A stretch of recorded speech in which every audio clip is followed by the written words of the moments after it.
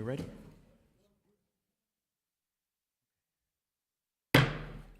Good evening. This special meeting of the Socorro ISD Board of Trustees will come to order, please. The date is Tuesday, June 3rd, 2025. The time is 5:33, and we have a confirmed quorum. Thank you for meeting us for this meeting both in person and online via our YouTube stream. The full recording of the meeting will be available on YouTube and archived through the board website, where viewers have the option of watching the meeting with closed captions translated in multiple languages. Gracias por acompañarnos en esta reunión tanto en persona como en línea a través de nuestra transmisión de YouTube. La grabación completa de la reunión estará disponible en YouTube y se archivará a través del sitio web de la Junta, donde los espectadores tienen la opción de ver la reunión con subtítulos traducidos a varios idiomas. Continuing with our agenda, everybody please join us in the Pledge of Allegiance.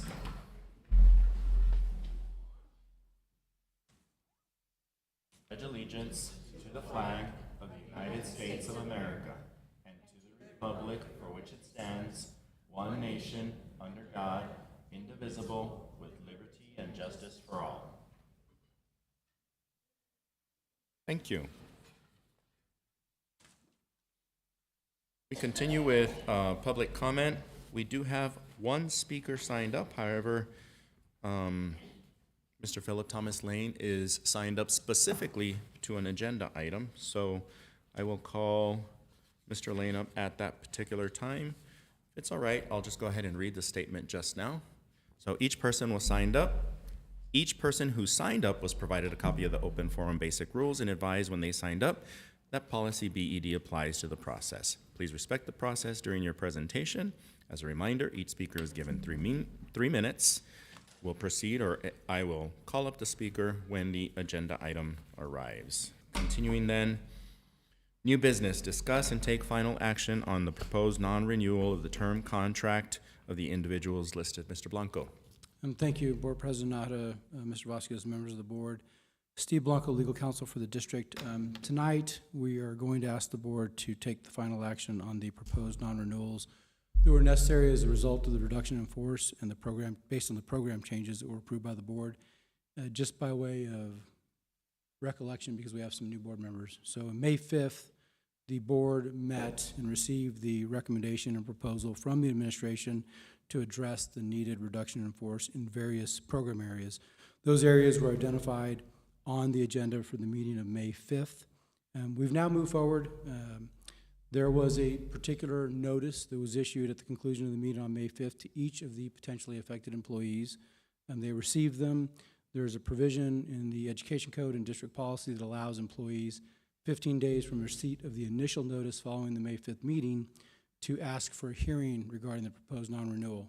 The individuals that we're dealing with tonight did not request a hearing, and so it is a legal requirement that under the Education Code, under Chapter 21, specifically Section 21.208, that the board act to finalize the proposal to non-renew these contracts. It is a matter of legality and it's required, so we're going to ask that it be done. It's unfortunate, I understand that. I will say this, the list that you are dealing with tonight is much, much shorter than the original proposed list. It's much, much shorter than the list on May 5th because the district and the Human Resources Department have managed to place quite a few of the originally affected individuals. That's the good news. The bad news is that we do have to take final action on these individuals tonight. So I'm going to take them by groups as we did on May 5th. The first is under 4A, to discuss and take final action on the proposed non-renewal of the term contract of the following individuals as a result of the district's reduction in force and the program and staffing changes approved by the board. The first area is the elementary fine arts redesign area. And so I would ask a board member to adopt and make the following motion. The motion would be to take final action and approve non-renewal of the term contracts of the following individuals in accordance with Texas Education Code 21.208 and issue appropriate notice to each of the following individuals. K. Eby, Fine Arts, TSA Fine Arts. J. Gallardo, Fine Arts, TSA Fine Arts. E. Matula, Fine Arts, TSA Fine Arts.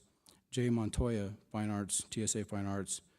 P. Mora, Fine Arts, TSA Fine Arts. K. Perez, Fine Arts, TSA Fine Arts. And J. Ramirez, Fine Arts, TSA Fine Arts for that group. Motion to adopt? Second. A motion made by Ms. Gardea, seconded by myself. Any further discussion? All those in favor?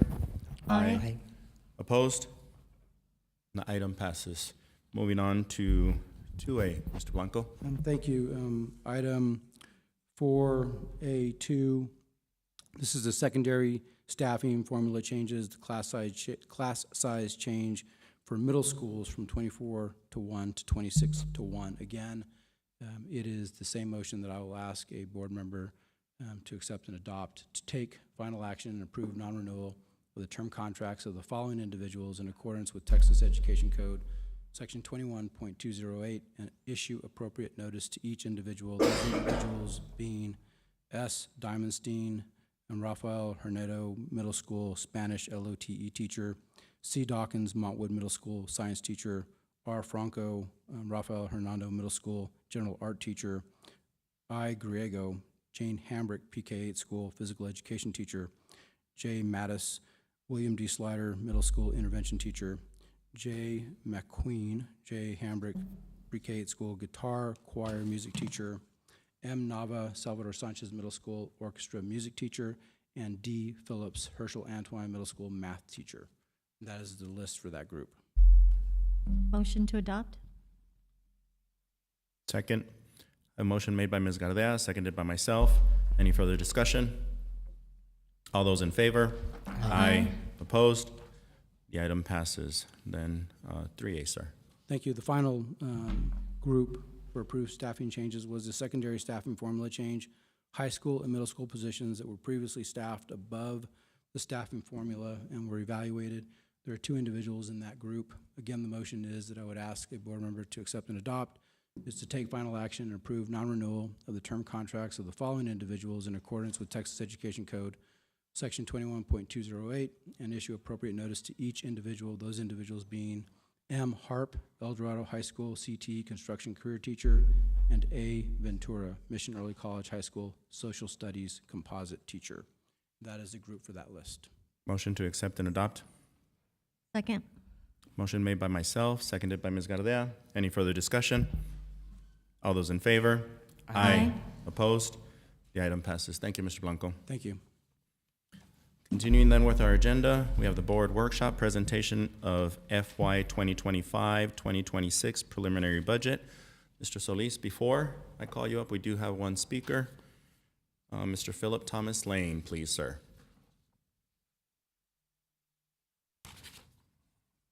Thank you, Board President Nahara, Interim Superintendent Mr. Vasquez, and members of the board.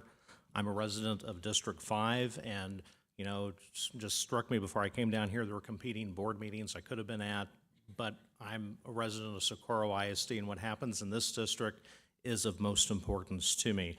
And I was thinking, you know, where we are as a district with our budget is a legacy of past budget decisions made going back several years. The kids who will be graduating this year would have probably been in 2nd or 3rd grade the first time the district needed to do a deficit budget. And so it's been a long time.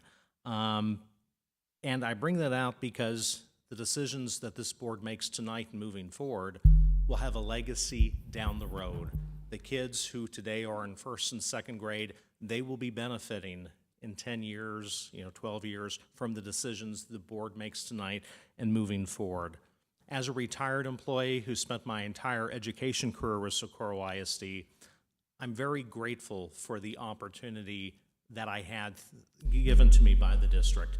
And those opportunities were given to me as a result of a lot of budget decisions that were made by prior boards of the district. And thinking about what's going to happen during this next budget cycle, I see a lot of budget challenges across all the different local taxing entities. Just today, the county was saying they're going to be in a shortfall of about $18 million, and I suspect a lot of local taxing entities are going to have the same kind of situation. So I encourage you, when you work with your budget and when you project what you're going to be doing during the next year, to consider everything that you're doing is going to be competing in the mind of the property taxpayer for your property tax dollars. The property taxpayers, they're going to be looking for what's going to give them the best yield and return on their property tax dollars. And I know as a board, you're going to work together to make those decisions. And so I'm asking you to really think strategically so that you can deliver the best value for the taxpayers. Because if you're delivering the best value for the taxpayers, you're also going to, by default, you're going to be delivering the best educational product for the students that's going to have a long-term impact. And so I encourage you to work collaboratively, to listen to the information. That's the reason I'm here. I want to see what that preliminary budget is. I'm excited about what the future is for Socorro ISD. So thank you very much.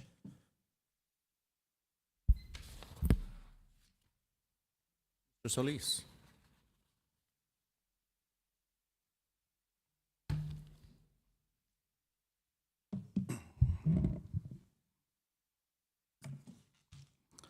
Good evening, Board President Nájera, board members, and Superintendent Vasquez. David Solis, Chief Financial Officer for the district. As we move closer to adopting the 25-26 budget, this evening I will be providing you with an update on where we currently stand based on current law. I will also share the most recent developments from the state legislature, many of which will directly impact the final budget that you will consider adopting later this month. When we began our budget planning, it was also the start of the 89th legislative session. Lawmakers made it clear that three of their top priorities were school choice, sometimes called education savings accounts or school vouchers, teacher pay raises, and I want to stress teacher raises specifically, and property tax relief. Senate Bill 2, the bill that established educational savings accounts, was signed into law in early May. And since then, the legislature has continued working to finalize how they will address teacher pay increases, tax relief, and school funding. Although the House and Senate started with different proposals, they ultimately reached a compromise in House Bill 2, a significant piece of legislation that increases funding for public schools and provides salary increases for teachers and support staff. In addition to raising the basic allotment and providing salary allotments for teachers and support staff, House Bill 2 also includes targeted funding.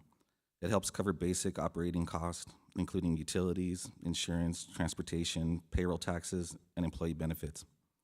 It sets aside funding specifically for special education evaluations. It increases the school safety allotment. It invests in early literacy and math. And it provides the second half of funding for full-day pre-K programs.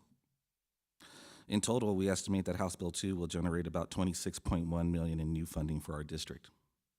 However, it is important to note that roughly $17.9 million of this total is restricted, meaning it must be used for specific purposes outlined in the legislation. This gives the district limited flexibility in how most of the new funding can be spent. There are a few important details about how the funding can be used. Teacher salary increases are limited to classroom teachers with 3 or more years of experience. Support staff increases apply only to non-administrative positions. This includes teachers who don't qualify for the teacher increase, as well as counselors, librarians, nurses, instructional aides, custodians, food service workers, bus drivers, administrative assistants, and other support staff. Of the funding allocated for basic operating costs, about $1.5 million will go toward covering payroll taxes and employee benefits that result from the salary increases. Finally, the funding for early literacy programs and full-day pre-K is fully restricted. These dollars must be spent exactly as outlined in the legislation. So while House Bill 2 brings in new dollars, much of it comes with strings attached. The silver lining is that a little more than $8 million is available and may just be enough to help address the current shortfall in our general fund. There are currently 3 key bills aimed at reducing taxes for Texas homeowners and businesses. Senate Bill 4 proposes raising the homestead exemption from $100,000 to $140,000. Senate Bill 23 increases the exemption for seniors and individuals with disability from $10,000 to $60,000. And House Bill 9 raises the business personal property tax exemption from $2,500 to $125,000. All 3 of these bills will require voter approval this November before they can take effect. While these exemptions will lower the amount of local property tax revenue collected, the state has included hold harmless provisions. That means the state will cover any revenue loss so that school districts like ours won't be financially impacted by the increased exemptions. In your board packet, we provided you with the proposed 25-26 budget book. The information included was developed based on current law, since many of the legislative decisions were still being finalized as recently as last week. Looking at the proposed operating budget, the general fund is projecting a $7.8 million deficit. The child nutrition fund is presented as a balanced budget, and the debt service fund is projected to end the year with a $7 million surplus. Our district funding comes from three main sources. The largest share, about 60%, comes from the state.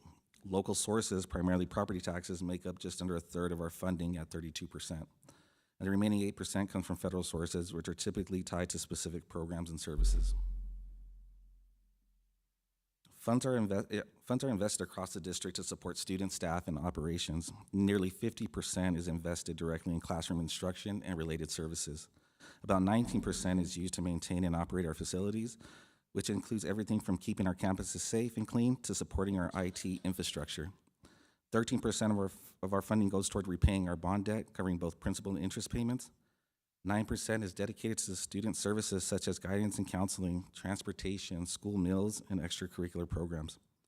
And 6% is invested in instructional and school leadership, supporting principals, assistant principals, and academic coordinators who guide campus operations and instruction. This slide provides a comparison between our current revised general fund budget and the proposed budget for next year. Revenues are projected to decrease by 3%, mainly due to an increase in property values, which reduces the amount of state aid we receive, and a decline in student enrollment, which also lowers our funding from the state. Expenditures are expected to decrease by 6%, largely due to staffing adjustments or right-sizing of our staffing levels to better align with enrollment and program needs. As it stands, the proposed budget reflects a $7.8 million deficit. However, the additional funding provided by HB2 during this legislative session is expected to be just enough to close that gap and help us balance the budget. Similar to our overall operating budget, the general fund relies on state support. The majority of our general fund, about 73%, comes from the state. Around 25% comes from local sources, primarily through property taxes, and the remaining 2% is made up of federal funds, which are typically designated for specific programs. This breakdown highlights how much we depend on the state to fund day-to-day operations and why changes at the state level can significantly impact our financial outlook. This chart shows how our general fund revenues are invested. Taking into consideration the health fund transfer, about 86% of our funds are used for payroll and benefits. 8% is spent on professional and contracted services. You might be wondering what that includes. So just like our households and businesses, the district pays utility bills. Electricity, water, gas, disposal services. Our utility costs run about $15 million per year. We also pay the Central Appraisal District about $3 million annually for the property appraisals used to calculate taxes. And we lease copiers across our campuses and departments, which cost roughly $6 million each year. 3% of the budget goes towards supplies and material, which are essential to our daily operations. We spend about $2 million a year on fuel for district vehicles. We invest $1.6 million in custodial supplies to keep our buildings clean and well-maintained, and we fund campus and department supplies for classrooms, offices, and more. The remaining 2% is spent on other operating costs. Similar to how we pay for home and auto insurance, the district spends about $4 million annually on property and casualty insurance. This category also covers travel expenses for academic competitions, athletics, and fine arts events, allowing our students to participate and represent the district. I know that's small, so I did include a little chart for you all. This chart breaks down how every dollar in our general fund is spent. 68 cents, or 2/3 of every dollar, is spent directly on instruction and the operation and maintenance of our facilities. 13 cents goes towards student support services, which include nurses, counselors, campus administrators, and instructional coaches. 7 cents is used to provide student transportation and support extracurricular activities, helping students get to school and participate in programs that enrich their learning experience. 5 cents is spent on safety and IT infrastructure, ensuring our schools are secure and our systems stay up and running. 3 cents goes toward district administrative services. And finally, 4 cents is used to support debt payments, shared service agreements, and the health fund transfer. This breakdown helps illustrate how each dollar is allocated to support both student success and the day-to-day operations of our district. As we look ahead, there are still some important financial challenges we need to address. One of the key areas is rebuilding our fund balance, our financial safety net, and improving cash flow. This is critical to ensure we can manage day-to-day operations and unexpected cost. At the same time, we're facing rising costs across the board for utilities, supplies, and contracted services, while also needing to keep up with district maintenance and replace aging student devices. But perhaps one of the most urgent concerns is the state of our health fund, our healthcare fund. Right now, the employee health plan relies on support from the general fund, which isn't sustainable long-term. To ensure financial stability, we'll need to restructure the plan so that it becomes self-supporting without requiring future transfers from the general fund. These are not easy challenges, but with careful planning and continued focus, we can work towards solutions that protect our financial health and serve the needs of our students and staff. This chart compares our current revised budget to the proposed budget for the Child Nutrition Fund for the upcoming year. Revenues are projected to decrease by 2%. Expenditures are also expected to drop by 3%. But the good news is the proposed budget remains balanced. So just to provide some additional context about our child nutrition program, free breakfast is provided to all our students across the district, regardless of income. 33 of our campuses operate under the community eligibility provision. That means every student at these campuses receives free lunch.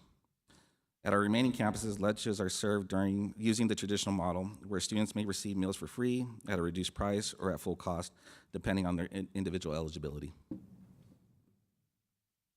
This chart provides a comparison between the current revised budget and the proposed budget for debt service. Revenues are currently based on existing law, so we do expect a decrease in the final budget as a result of new property tax relief legislation, which is likely to reduce the amount we collect locally. Expenditures include two major debt service payments, one for $38.3 million in August and another for $15.8 million in February. These payments cover our scheduled bond obligations for the year. The proposed budget also includes a planned defeasance, similar to what we did this year. This means we're setting aside extra funds to pay off a portion of our debt early. As we move forward through the budget process, I want to walk you through some of the key dates and deadlines coming up between now and September. In the next couple of weeks, we should schedule a budget meeting or workshop to discuss compensation options as a result of funding provided by HB2. On June 14th, we'll publish the required public notice for our upcoming budget meeting. This notice must be posted at least 10 days before the meeting. Then on June 24th, we'll hold the public meeting to review and discuss the proposed 25-26 budget. And later that evening, we'll bring the budget to the board for formal adoption. Once the budget is adopted, we'll shift our focus to the tax rate process. On July 25th, we'll receive our certified property values from the Central Appraisal District. These values are key to determining how much local revenue we can expect and help finalize the tax rate. By July 31st, we're required to submit a local property value survey to TAA, which they use to calculate the maximum compressed tax rate, or MCR, for the district. On August 20th, we'll hold a tax rate workshop. This will be our opportunity to go over the proposed rate, explain its impact, and answer any questions. Then we move into the final steps. On September 7th, we'll publish the notice for our tax rate public meeting. Again, this must be posted at least 10 days ahead of time. And on September 17th, we'll hold the public hearing on the tax rate, and later that evening, we'll bring the proposed rate to the board for adoption. And with that, I will open it up to any questions that you might have. Questions? I'm not sure if, I know that you all mentioned that this was in our board book, but I didn't see it on there. I'm just curious if I could get a copy of this presentation. The presentation wasn't, so I summarized most of it. Okay. What wasn't in there was... I know, because it was very extensive. Yeah, so I summarized it because I know it was a lot for the presentation. Okay. What wasn't in there was the information related to the legislative updates, because that was, we were working through that impact up through Friday and understanding all that. I can tell you that once they came to an agreement during that next week, we were receiving different runs of different amounts, ranging from the legislative board providing a run of $15 million to other entities providing up to $28 million. So we were kind of trying to work through all the different runs to get a better understanding of what the potential impact in funding could be for our district. Mr. Solis, but since this has been presented, this will be posted and available on the website, correct? Correct. I will post it. Perfect. Thank you. Gentlemen? Just a couple. Thank you, sir. So I'm trying to find revenue without increasing taxes, because that's the goal, right? So a couple of small questions, and if, for you or somebody else, but I want to start with the impact aid revenue. We lost 21% in impact aid. Where did that go and how do we get it back?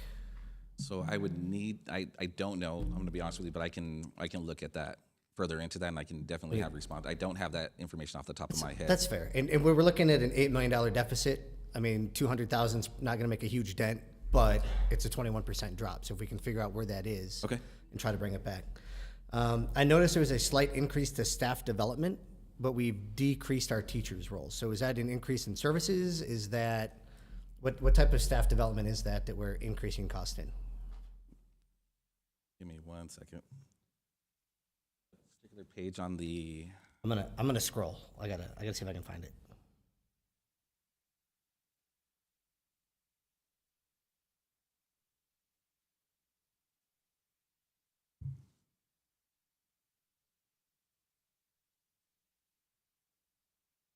let me see if I can find it. It was much easier on my laptop screen. The iPad is not helpful.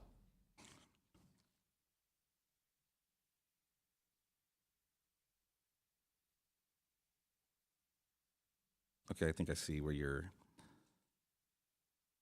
looking at page 8.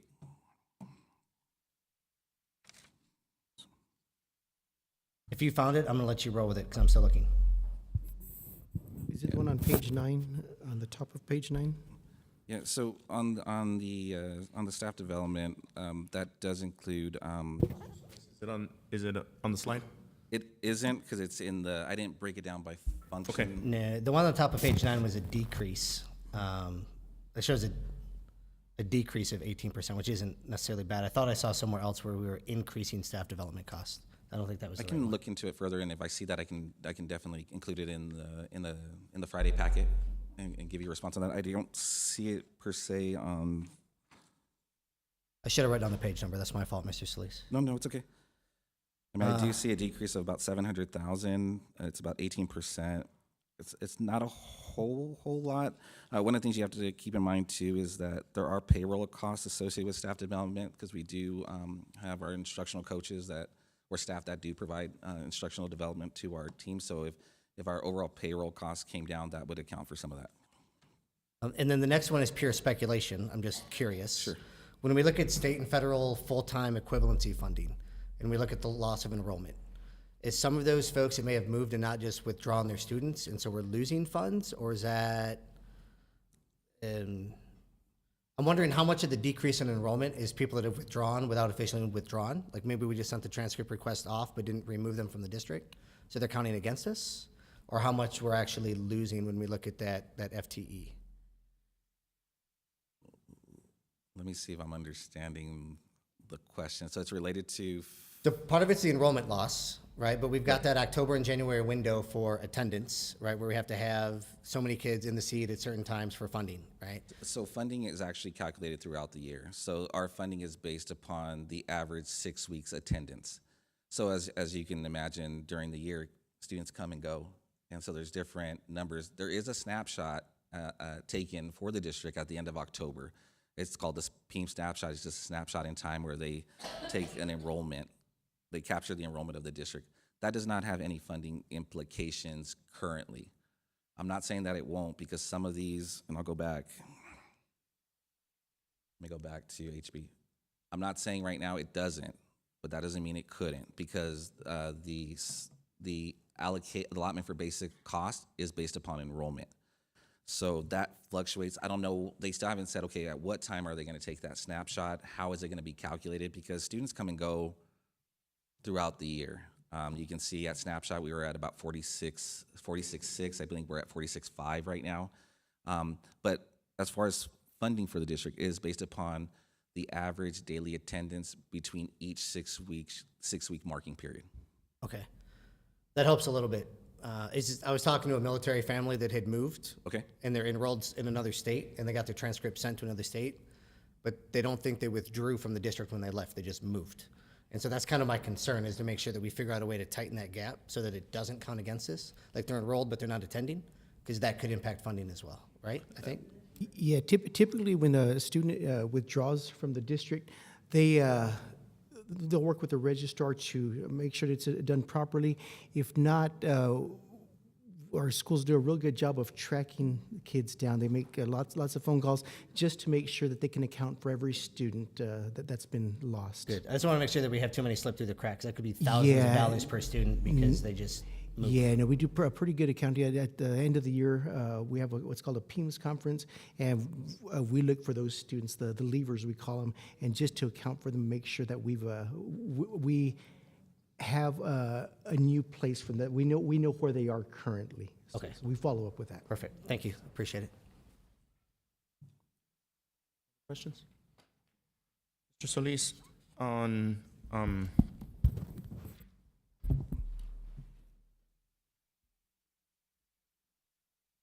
one of the slides, and I don't remember which one it was, but I believe you listed that 13%, I think, of our expenditures was debt service. And well, I don't think it was here because it was a percentage. Maybe the next one? No, it is. It's if you look at where it says debt Oh, service okay. all the way across. There you go. Yeah. Just as a reminder, though, please, the debt service is a result of the bonds that were approved, and therefore that interest and sinking rate is just established because that's the amount that's required to pay back the bonds, correct? That is correct. I think the other thing that the board has to keep in mind is that the majority of our funding related to pay that debt comes in typically November, December from the state, and also December through February because of property tax revenue. So what we need to ensure is that we have enough money in our fund balance to cover that first debt service payment, which is around 34 to 35 million. So that's the other thing too that we have to be mindful of. And when does that come due? The first payment in August. August 15th is the first payment, right? And then February 15th is the next payment that's due. Typically, the August payment is primarily interest, but it just depends on how the district structures its debt repayment schedule. So, Lise, what a coincidence, August 15th. That's my birthday, so. Another reason not to forget your birthday. and paying our debt. So under the current bills, as they're currently being considered, I see that, I think the proposed budget as it stands right now, current circumstances, we're about $7.8 million under. However, with the bills as they're advancing right now, I think I heard you say that that funding would cover that current deficiency, and therefore we would be able to consider a balanced budget? That's what it's looking at right now. I mean, Fingers crossed. Fingers crossed. I'm still waiting to get additional guidance from our Central Appraisal District. As you saw, there are property tax bills that could affect the funding formulas. So I'm still waiting on that. I mean, it's somewhat of a silver line, like I said, but we still have a couple weeks to go. We're getting close. Yeah. It's about as close as I think we've been in a while. But I also have to mention, like, there's still a lot of challenges left. And it goes back to fund balance. It really does. I mean, right now it's one thing to I guess stop the bleeding in a sense, but we got to rebuild it back, because if not, we're still going to continue to take out loans, and those loans come with additional costs. It's about Correct. $800,000. I mean, if you equate that to teachers, that's quite a bit of teachers. Right. Of course, certainly considerations at the state level in funding is a huge, huge, huge concern. However, I also worry about the federal level. Has there been any indication, anything that you've come across, that our community eligibility will be at risk? Not that I'm aware of at this time. I can tell you that we have been provided with all of our federal funds, to include Title II, that we were concerned about. I think the concern that we have right now is, while we know what 25, 26 looks like, the concern is, well, what would 26, 27 look like in terms of some of that? We've heard anything from a 25% reduction in Title I. Title I is about $15 million for the district. I know there's a formula that we have to follow in order to calculate what our full cost for child nutrition services with those who pay in full. Do we know if we're going to have to increase that yet, or are we not there yet? I'm not aware that Shelley hasn't mentioned hasn't mentioned anything to me. I don't think we're going to be raising that this year. Sounds good. And then, according to the timeline that I saw, then we'll have to adopt or the budget. You will present a budget for adoption on the 24th of this month, right? I know that the tax rate then doesn't get adopted until September, and of course, the biggest variable there is our property tax values, and then the associated calculations that result from that to achieve our tax rate. But basically, once we adopt a budget, we, aside from, of course, that large variable, what are the total property tax values and maybe the tax exemptions that are still pending, at that point, we've basically almost arrived at the tax rate, right? Because our tax rate has to align with the budget that we adopt. Correct. Basically, right? Okay. And then how about the other large portion in there, and you mentioned it as well, we're all very aware of it, our insurance plan. When will we receive more detailed information about the insurance plan? Ms. Stiles discussed, I believe, at the last meeting, the intent to create a committee over the next couple months to go over the plan changes, to provide a recommendation, I believe sometime before or around the August time period, because what we want to do is go ahead and start the enrollment for the next year sometime in September. And the reason for that is October is really tough because of intersession.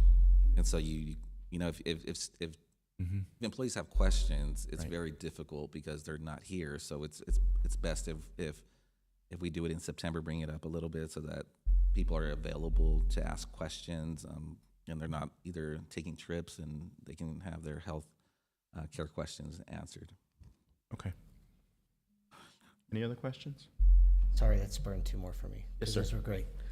How does this align with the current FOAC timeline? Is FOAC going to have any influence on this budget, or is that going to be focused on next year's budget?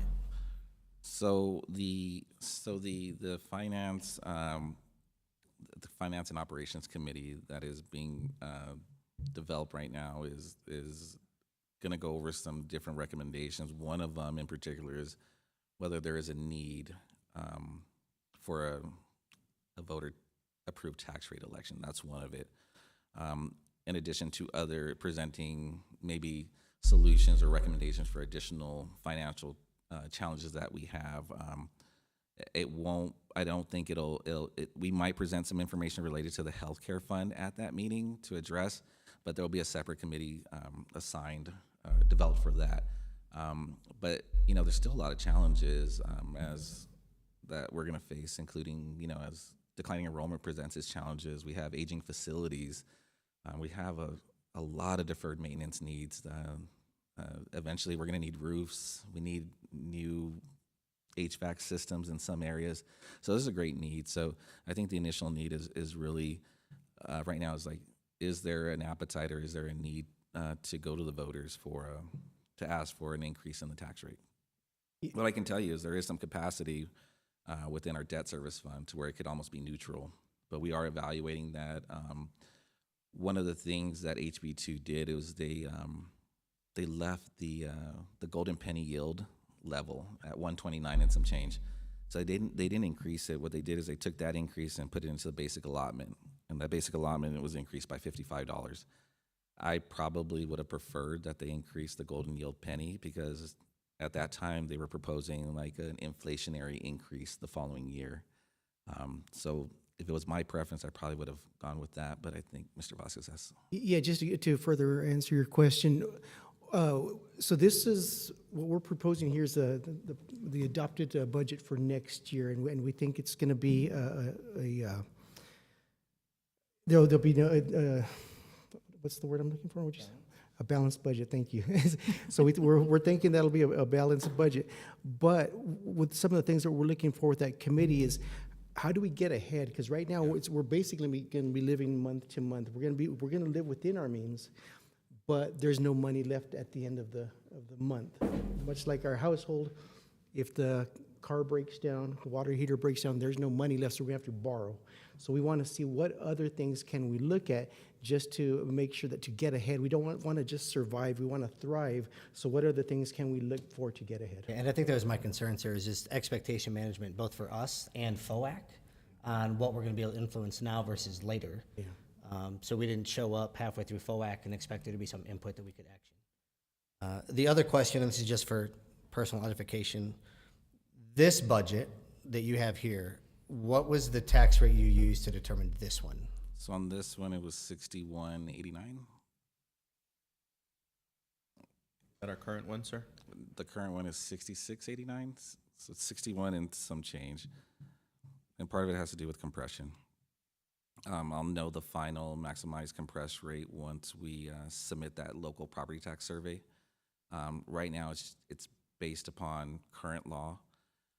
I think some of the challenges is we have the additional homestead exemption, so what they call a SAHI, additional state aid for homestead exemption. So I'm waiting to see some new templates come out so that we can put in some numbers that I should receive shortly from the Central Appraisal District. Right now, I guess the maximum compressed tax rate is around 61 cents. It gets compressed down to about 56 and some change. We're allowed to add up to 5 pennies without voter approval, so that's how I get to the 61, and that's how we got to the 66. I think just for simplicity's sake, for me specifically, not for anybody else, because they're all smarter than me. When we see this later, I would just ask that you show what we're at now Okay. and how we're doing this. When we have to adopt the budget and we get that tax rate, like President Nahara said, you show us, here's where it's at, and then show us the comparisons. If it stayed the same as the last year's, here where it would be. Here's where it's voter approved, here's no new revenue, here's why we're at where we're at, and just give us those comparisons so that we know what we're working with. Definitely. I would appreciate it. Thank you, sir. You're welcome.